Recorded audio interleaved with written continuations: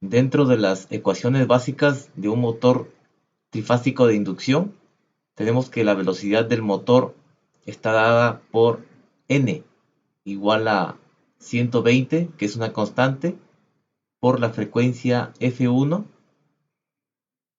entre P, el número de polos, por 1 menos S.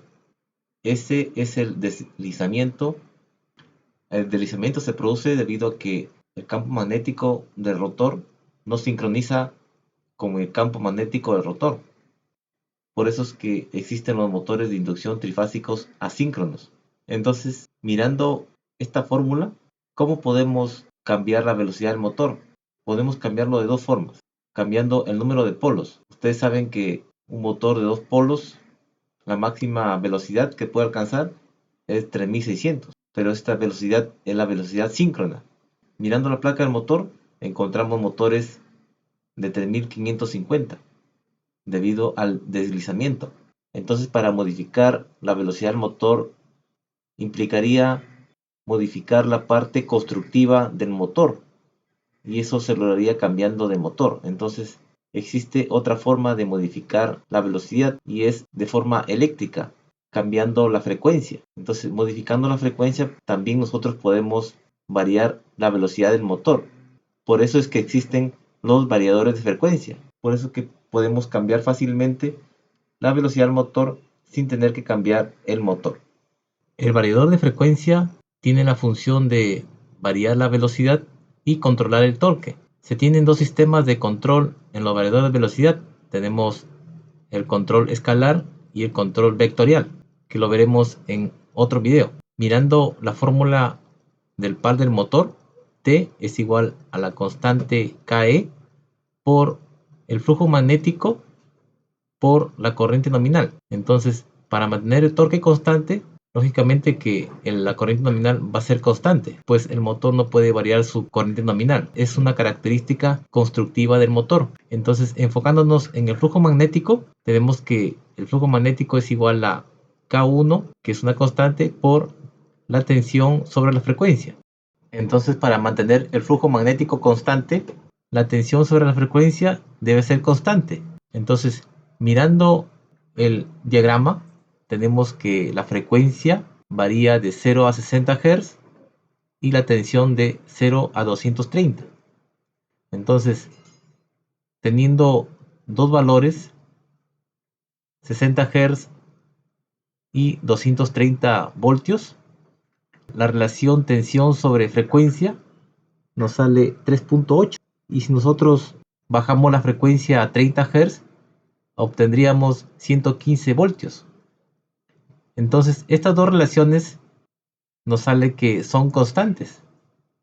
Entonces, para mantener el torque constante, las relaciones tensión sobre frecuencia deben ser constantes para que el motor pueda mover la carga. Las cargas que puede mover el motor pueden ser diversas. Puede ser una bomba, un ventilador, una faja, una extrusora, y de acuerdo a ello se elige el tipo de variador de frecuencia, de acuerdo a la aplicación. También hay que tomar en cuenta el lugar donde está instalado, si va a estar instalado en una sala eléctrica, dentro del proceso, entre otras características.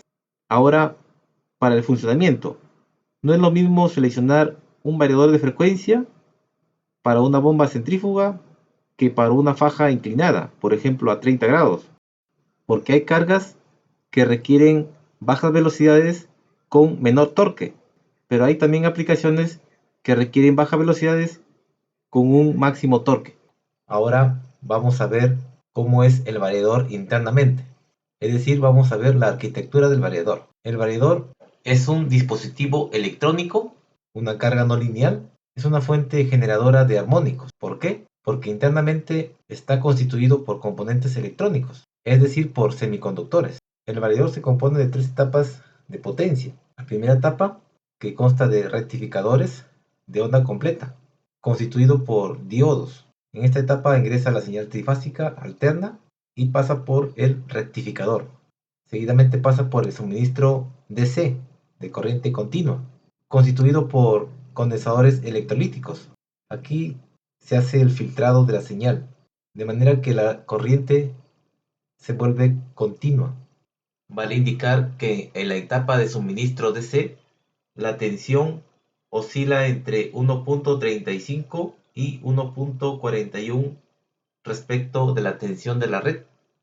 En la siguiente etapa tenemos la etapa inversora, constituido por IGBT.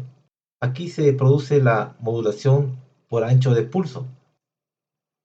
Vamos a ver ahora la conveniencia de utilizar variador de frecuencia para el control de motores. Tenemos la línea de color rojo en un arranque directo a plena carga, en la cual se eleva la corriente entre 7 a 8 veces la corriente nominal. Como pueden ver, en primer instante se eleva la corriente y luego de que el motor rompe la inercia, la corriente se estabiliza a su corriente nominal. Luego tenemos la línea de color naranja, tenemos el arranque estrella triángulo.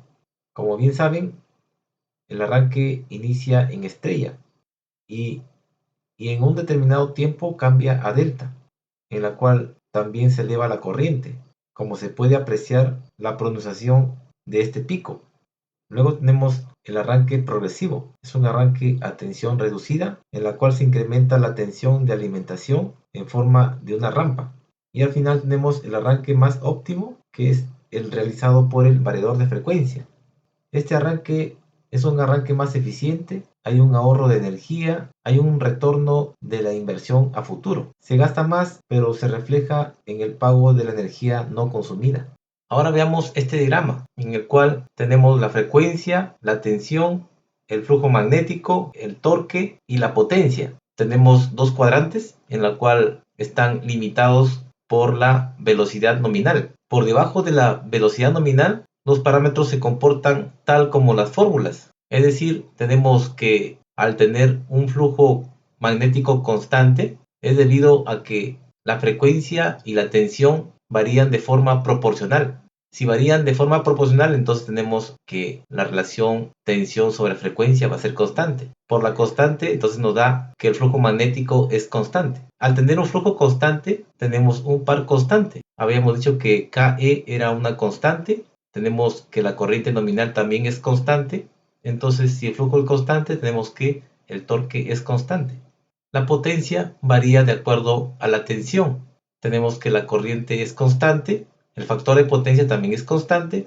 Entonces, si varía la tensión, también varía la potencia. Al incrementar la velocidad nominal, aumentando la frecuencia, se rompe estas condiciones, debido a que aumenta la frecuencia, pero no podemos aumentar la tensión. La tensión de la red es constante y por lo tanto el flujo magnético cae. Y al caer el flujo magnético también perdemos el torque, la potencia se mantiene constante, pues ya no podemos aumentar la tensión.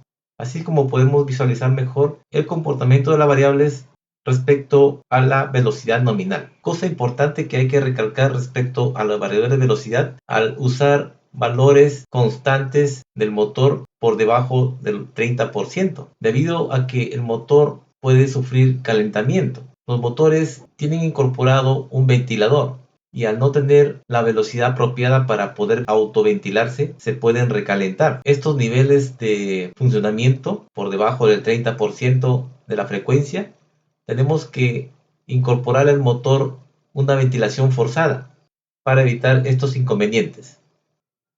El variador también cuenta con protecciones. La función del variador es controlar y proteger al motor. Ante una anomalía de la red, hay que proteger al variador, pues el variador es un activo. Aguas arriba del variador hay que poner fusibles ultra rápidos. Los variadores en la parte del suministro DC están provistos de reactancias integrales para reducir entre un 80 a un 40% el efecto realizado por los armónicos generados por el variador, específicamente el quinto y séptimo armónico. Si queremos minimizar aún más, tendremos que colocar aguas arriba del variador reactancias de línea. Y si queremos cumplir con la norma IEEE 519, hay que colocar un filtro. Ahí podríamos llegar entre 5 a 5% de los armónicos, dependiendo del filtro que coloquemos. Hay empresas dedicadas a la venta de filtros. Nada más hay que dar algunas características como corriente, tipo de variador, y ellos se encargarán de seleccionar el filtro adecuado. Ahora bien, ¿quién va a proteger al variador ante un cortocircuito? Lo va a proteger el filtro ultrarrápido, de acuerdo a catálogo y manual de usuario, la cual se recomienda para cada tipo de variador. Entre ellos tenemos los fusibles AR, que tienen como función la protección contra cortocircuitos de semiconductores, que se encuentran en dispositivos electrónicos de baja tensión, como son los variadores de frecuencia y arrancadores suaves. Aguas arriba, las reactancias o filtros protegen de armónicos. Aguas abajo, las reactancias o filtros protegen por ondas resultantes, debido a los switcheos de los IGBT que dañan al motor. Se deben implementar para distancias mayores entre 100 a 200 metros, de acuerdo al modelo del variador. Entonces, ¿cuál es el efecto al tener mayores distancias entre el variador y el motor? Entre el conductor y la tierra se genera capacitancias, debido a que hay flujo de electrones, las cuales generan un campo magnético y por ende se genera la capacitancia. Debido a la apertura y cierre de los IGBT, se generan picos de tensión en DC. Según la normativa IEC, los motores tienen un aislamiento entre 1000 a 1200 voltios en DC. Y si fuera un motor NEMA, está entre 1300 y 1500 voltios en DC. Por ello, estos motores son más robustos. Sin embargo, los picos de tensión en el suministro DC del variador son entre 3 a 4 veces. Entonces se van a generar picos superiores a los 1300 y 1500 voltios, de acuerdo a la tensión de entrada. Por eso se debe proteger con reactancias y filtros en la salida. Hasta 350 metros de distancia tenemos que usar un filtro BV-DT. Y para distancias mayores a 350, lo recomendable es usar filtros senoidales, que son más caros, sin embargo son más efectivos. Aquí podemos notar en la gráfica referente a los filtros DBV-DT, la combinación de la capacidad e inductancia parásita de los cables con la inductancia del motor provoca que los pulsos de tensión en la salida trifásica del variador generen picos de tensión extremadamente altos. Estos picos pueden perforar el aislamiento de la bobina de los motores y aumentar las corrientes de fuga. Aquí puedo mostrar un gráfico en la cual se muestra la tensión en los terminales del motor a 100 metros sin uso del filtro DBV-DT. Se pueden observar picos de tensión elevados y oscilaciones que contribuyen a las corrientes de fuga y al daño del aislamiento. En la señal inferior de la gráfica se presenta el caso de filtro conectado. En este caso, los picos de tensión elevados responsables de los fallos de aislamiento del motor se eliminan.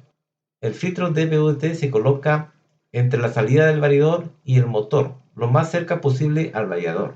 Bien amigos, espero que les haya gustado esta información. Nos vemos hasta pronto. Gracias.